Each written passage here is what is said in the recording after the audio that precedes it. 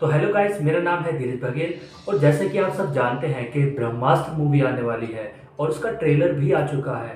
लेकिन काफ़ी लोगों को ये भी नहीं पता कि ब्रह्मास्त्र है क्या चीज़। माना जाता है कि दुनिया का पहला परमाणु बम छोड़ा था अश्वत्थामा ने।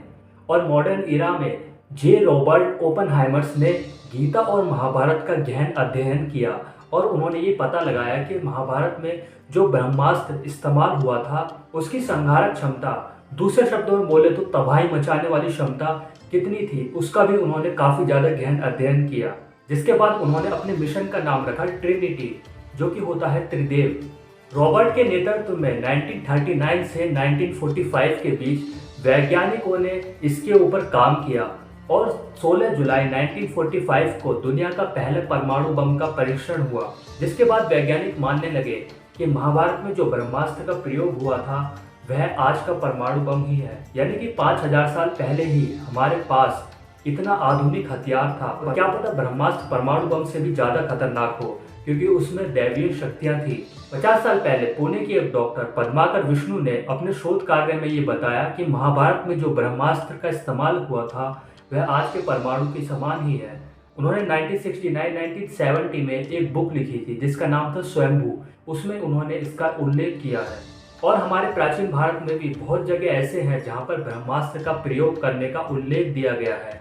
रामायण में भी जब लक्ष्मण और मेघनाथ का युद्ध हो रहा था तब लक्ष्मण ने ब्रह्मास्त्र का इस्तेमाल मेघनाथ पर किया था। तब श्री राम ने उन्हें रोक लिया और कहा कि अभी इसे छोड़ने का समय नहीं आया है, क्योंकि अगर ब्रह्मास्त्र छोड़ा गया तो ये पूरी लंका को साफ कर देगा। अब बात करते हैं कि ये ब्रह्मास्त्र है क्या। ब्रह्मास्त्र एक भयंकर परमाणु हथियार है जिसे दैवीय हथियार भी कहा गया है और इसका निशाना अचूक और भयंकर था। माना जाता है कि जो व्यक्ति इसे छोड़ता था उसके पास ब्रह्मास्त्र को वापस लेने की विद्या भी आती थी। लेकिन महाभारत में अश्वत्थामा ने जब यह अस्त्र छोड़ा तो उसे ब्रह्मास्त्र को वापस लेने की विद्या नहीं आती थी, जिससे कि वहां पर काफी लोग मरे। रामायण और महाभारत काल में भी यह अस्त्र गिने चुने लोगों के पास ही था। रामायण में जहाँ ये मेघनाथ और लक्ष्मण के पास था, तो वहीं महाभारत में ये अस्त्र द्रोणाचार्य, अश्वत्थामा, कृष्ण, प्रद्युम्न, कुर्लाक्ष, कर्ण, युधिष्ठिर और अर्जुन के पास था। माना जाता है कि अर्जुन को ये अस्त्र स्वयं इंद्रदेव ने दिया था, लेकिन कहीं पर यह भी जिक्र है कि अर्जुन को ये अस्त्र द्रोणाचार्य ने दिया था। ब्रह्मास्त्र कई तरह के होते थे, छोटे बड़े, रासायनिक दिव्य और मांत्रिक दिव्य। और ऐसा माना जाता है कि जब दो ब्रह्मास्त्र आपस में टकराते हैं तो वो प्रलय ला देते हैं, यानी कि उससे पूरी पृथ्वी खत्म हो सकती है। महाभारत के सौप्तिक पर्व के अध्याय में 13 से 15 तक ब्रह्मास्त्र के परिणाम दिए गए हैं। लेकिन सवाल ये है कि ऐसे महान और भयंकर अस्त्र को आखिर बनाया किसने होगा। तो दरअसल हमारे वेद पुराणों में यह बताया गया है कि जैसा इसका नाम है ब्रह्मास्त्र, ये अस्त्र परमपिता ब्रह्मदेव ने बनाया है, वो भी दैत्यों के संहार के लिए। पहले ये अस्त्र खाली देवों के पास हुआ करता था, जिसके बाद ये अस्त्र गंधर्वों के पास गया और जिसके बाद इंसानों ने इसे पाया। प्राचीन काल में शस्त्रों से ज्यादा संहारक अस्त्र हुआ करते थे।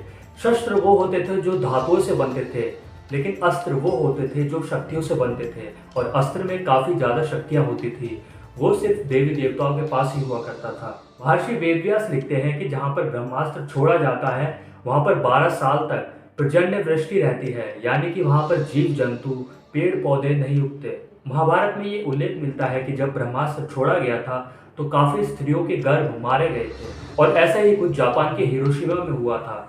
जब वहाँ पर परमाणु बम छोड़ा गया था तो उसके रेडिएशन फॉल आउट से काफी स्त्रियों के गर्भ मारे गए थे और वहां पर 12 साल तक अकाल रहा था। हमारी सिंधु घाटी सभ्यता में मोहनजोदड़ो, हड़प्पा में कई सारे नगर मिले हैं जो कि लगभग 5000 से 7000 ईसा पूर्व में अस्तित्व में थे। और वहां पर मिले नगर और नरकंकालों को देखकर लगता है कि उन्हें एक ही बार में मारा गया हो, यानी कि किसी अस्त्र से उन पर एक ही बार प्रहार करा हो और वो सारे के सारे उसी समय खत्म हो गए। इसके भी सबूत मिले हैं कि किसी काल में यहाँ पर काफी भयंकर एनर्जी उत्पन्न हुई होगी। और कंकाल के अध्ययन से ये पता लगा है कि उनमें रेडिएशन का असर था। ऐसा कहा जाता है कि वहां भी किसी ने ब्रह्मास्त्र का प्रयोग किया होगा। दूसरी तरफ राजस्थान के जोधपुर से पश्चिम दिशा की ओर 10 मील की दूरी पर 3 वर्ग मील का एक ऐसा क्षेत्र है जहां पर रेडियो एक्टिविटी की एक मोटी परत जमी हुई है और रिसर्चर ने उसके पास एक नगर भी खोज निकाला है जिसके भवन और लगभग 5 लाख निवासी लगभग 8,000 से 12,000 साल पुराने बताए गए हैं। तो दोस्तों, वैज्ञानिक यही मानते हैं कि जो पहले ब्रह्मास्त्र था वही आज का परमाणु बम है।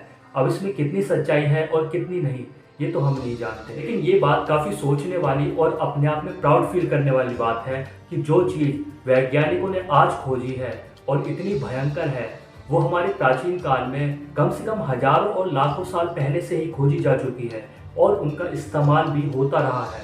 दोस्तों, हमारे वेद पुराणों में इस संसार का पूरा ज्ञान है। अगर बाहर से आए आतताइयों ने इसे नष्ट नहीं किया होता तो आज के टाइम पर हम बहुत ज़्यादा एडवांस होते।